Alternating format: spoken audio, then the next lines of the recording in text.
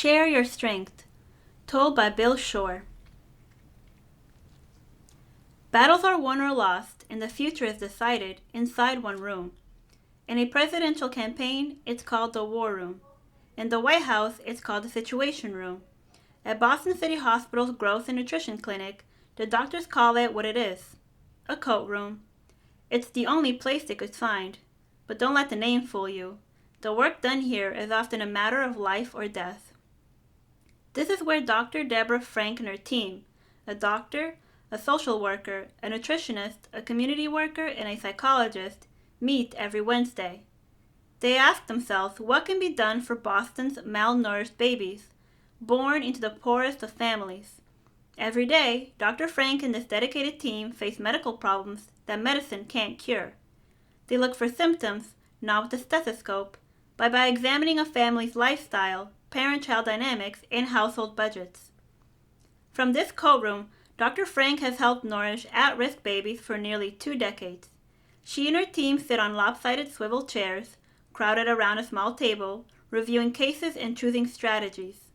All around them are supplies to meet the needs of their patients: coats, shoes, secondhand clothing, and a makeshift food pantry.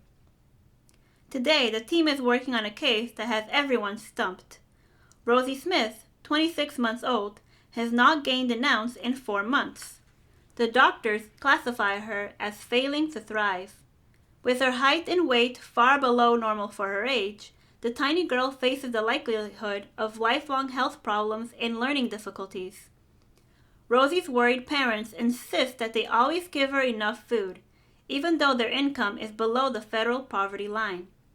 Dr. Frank hunts for clues to why the markers on Rosie's growth chart won't budge. This 5-foot-tall dynamo doctor is passionate about kids. She will be the first to tell you it takes more than food to fight hunger. She knows that in America, childhood hunger masquerades as a sleepy kindergartner, a toddler with an earache that won't go away, or a seemingly healthy 2-year-old who is really an undernourished 4-year-old. She reaches beyond the limits of traditional medicine, investigating the homes of families in need. Low test scores, underactive learning behavior, and underdeveloped bodies and brains are some of the clues she looks for. For some, she prescribes enrollment in federal nutrition programs. For others, adequate housing. She stocks peanut butter and raisins right next to the cotton swabs and bandages in her tiny office. She also coaches thousands of parents through the daily dilemmas of raising children under less than ideal conditions.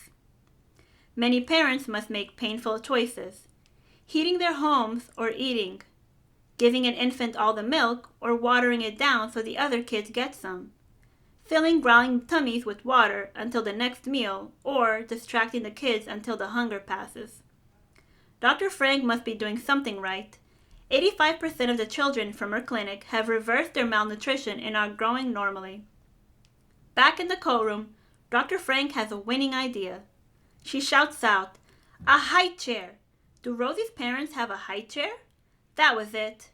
Evidently, Rosie was eating while walking around the house and never stopped long enough to digest her food. The clinic team will get a high chair for Rosie, and Dr. Frank will make certain that the family receives extra support as well as a follow-up home visit. Hungry children need more than a high-calorie, high-protein diet, Dr. Frank says. They need medical care to address the serious complications of malnutrition. They need teachers who have the time to give individualized attention to their learning style. They need their parents' workplace to offer health insurance. And of course, they need love. Dr. Frank is one of the thousands of extraordinary people involved with Share Our Strength, the anti-hunger organization that meets immediate demands for food while investing in organizations that have a proven track record of success and whose work actually attacks the root of the hunger problem. Since 1984, Share Our Strength has mobilized thousands of people nationwide, chefs, writers, business leaders, and artists, to lend their skills and talents, raising more than $65 million in the fight to end hunger.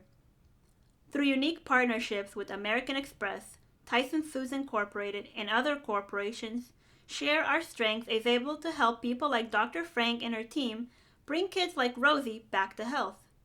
Each year, Share Our Strength hosts gourmet Taste of the Nation events across the country where 100% of ticket sales benefit the fight to end hunger.